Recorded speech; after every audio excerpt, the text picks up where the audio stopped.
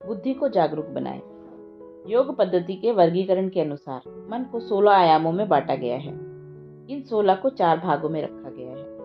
मन के अंतर करने वाले आयाम को बुद्धि कहते हैं। मन के संचय करने वाले आयाम यानी स्मृति को मानस कहते हैं।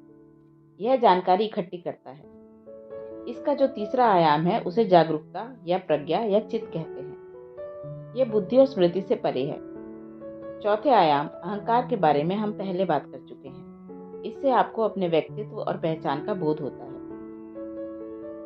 पहला आयाम बुद्धि आपके जीवन को चलाने के लिए अत्यंत महत्वपूर्ण है। आप एक इंसान और एक पेड़ में सिर्फ इसीलिए अंतर कर पाते हैं क्योंकि आपकी बुद्धि काम कर रही होती है। आप जानते हैं कि आपको दरवाजे से होकर जाना है या दीवार में से नहीं, क्योंकि आपकी बुद्धि काम कर रही होती है। भेद करने वाले इस आयाम के बिना आप इस धरती पर काम नहीं चला सकते। अधिक जटिल और परिष्कृत स्तरों पर बुद्धि ने मानव संस्कृति और सभ्यता के विकास में असाधारण योगदान दिया है।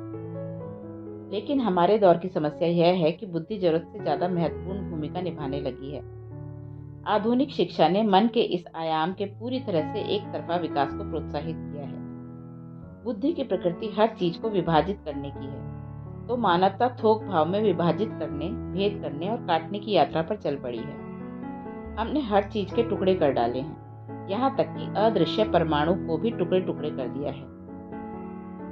एक बार आपने इस बुद्धि को खुली छूट दे दी तो यह जिसे भी देखेगी उसके टुकड़े कर देगी। यह आपको पूर्णतः किसी भी चीज के साथ नहीं होने देती। हालांकि जिंदगी चलाने के लिए बुद्धि एक शानदार साधन है, लेकिन साथ ही यह एक घोर रुकावट भी है जो आपको जीवन के एकत्व का अनुभव नहीं करने देती। हम इस समस्या से कैसे निपटें? योग हमें इसका तरीका बताता है। हमारे दौर में यह न केवल एक कारगर रणनीति है, बल्कि यह इस यात्रा से पलटने का हमारे लिए एकमात्र अवसर भी है जो हमें सीधे आत्मविनाश की ओर ले जाती हुई लगती है। बुद्धि रुकावट इसीलिए बन रही है क्योंकि आप उसे निरंतर मन के संचय करने वाले हिस्से में, अपनी स्मृति में डूबे रहते हैं। आप इसे स्वयं जांचिए। आप पाएंगे कि हर चीज जो मन में आती है उसकी जड़ें उस जानकारी में होती हैं जो आपने अब तक इकट्ठी की है। वह जानकारी सचेतन या अचेतन किसी भी रूप में इकट्ठी हुई हो सकती है। किसी भी हाल में इसका बुनियादी तौर पर मतलब है कि आपकी बुद्धि निरंतर भूतकाल में डूबी हुई है। ऐसी अवस्था में कुछ भी नया संभव नहीं है और इसीलिए बुद्धि ने अपना पैनापन खो दिया है और एक फंदा बन गई है। अगर स्पष्ट तौर पर देखें तो दिमाग का संचय करने वाला हिस्सा बस समाज का कचरे वाला डिब्बा है। यह सिर्फ आपके द्वारा बाहर से जमा की हुई धारणाओं का ढेर है। आपका जिससे भी सामना होता है वह आपके दिमाग में कुछ न कुछ ठूंस देता है और आगे बढ़ जाता है। आपके माता पिता, अध्यापक, दोस्त, दुश्मन, उपदेशक, टीवी पर समाचार पढ़ने वाला और हर कोई। आपके पास कोई विकल्प नहीं होता कि किससे ग्रहण करें और किससे नहीं। जिस पल आप कहते हैं मैं इस इंसान को पसंद नहीं करता, तो किसी दूसरे की तुलना में आप उस इंसान से कहीं ज्यादा ग्रहण कर लेते हैं। प्राप्त की हुई जानकारी का इस्तेमाल करने की क्षमता तो आपके पास होती है, लेकिन बस इतनी ही। आपने जो कचरा जमा किया है उसे इस्तेमाल करने की आपकी काबिलियत तक ही आपकी शक्तिशाली बुद्धि सीमित रह जाती है। आपके दिमाग में जानकारियों की वर्षा केवल आपकी 5 इंद्रियों के जरिए होती है। जैसे कि हमने पहले देखा है, आपकी इंद्रियां हमेशा सिर्फ तुलना द्वारा ही हर चीज को जानती बूझती हैं। जहां भी तुलना होती है वहां हमेशा द्वैतता होती है। मान लीजिए कि मुझे आपको अपना हाथ दिखाना है। अगर आप मेरे हाथ को एक तरफ देखते हैं तो आप इसको दूसरी तरफ से नहीं देख पाएंगे। अगर मैं दूसरी तरफ से दिखाता हूं तो आप ऊपर वाला हिस्सा नहीं देख पाएंगे। इसीलिए इंद्रियों के जरिए इंसान की समझ हमेशा टुकड़ों में बनती है। यह आपको संपूर्ण का आभास दे सकती है, लेकिन कभी संपूर्ण को समझ बूझ नहीं सकती। आप अपनी बुद्धि को अपने मन के इस सीमित, विभाजित और संचित करने वाले आयाम में डुबोकर रखते हैं, तो आपके द्वारा जीवन के बारे में निकाले गए नतीजे पूरी तरह से विकृत होते हैं। लोग विचारों में जितना ज्यादा डूबे रहते हैं वे उतना ही आनंद रहित हो जाते हैं। यह दुर्भाग्यपूर्ण है। मैं स्पष्ट करना चाहता हूँ, विचार अपने आप में कोई समस्या नहीं है। जिन लोगों की सोच स्पष्ट है उन्हें तो खुश रहना चाहिए। दुर्भाग्य से कई लोग जितना ज्यादा सोचते हैं उतने ही ज्यादा हंसने में असमर्थ हो जाते हैं।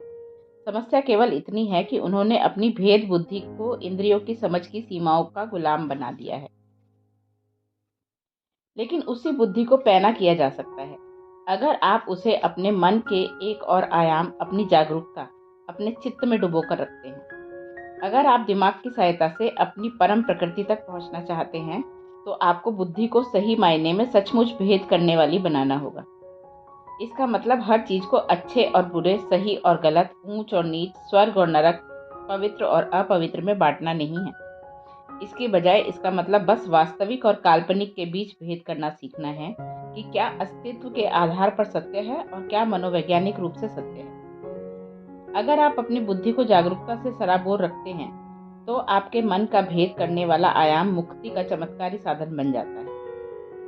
यह चाकू की तरह पैना हो सकता है, सत्य को असत्य से काटकर अलग कर सकता है और आपको जीवन के बिल्कुल अलग आयाम में पहुंचा सकता है।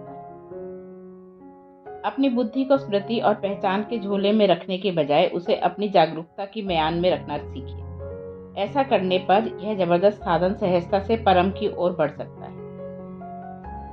साधना। अगर आप तनी हुई रस्सी पर चलते हैं, तो आपके पास जागरूक रहने के अलावा कोई और रास्ता नहीं होता। अगर आपकी बुद्धि लगातार अच्छे और बुरे में से चयन कर रही है, तो यह पूर्वाग्रह ग्रस्त बुद्धि बन गई है, और जब यह दुनिया को अच्छे और बुरे में छांटने में व्यस्त हो, तब आप शर्तिया रस्सी से गिर जाएंगे। उस रस्सी के शाब्दिक अर्थ पर मत जाइए। आप बस शरीर की हरकतों और हाव भाव में कुछ हद तक सटीकता लाने की कोशिश कर सकते हैं। अगर आप हठ योग साधना करते हैं, तो यह खुद ब खुद होना चाहिए।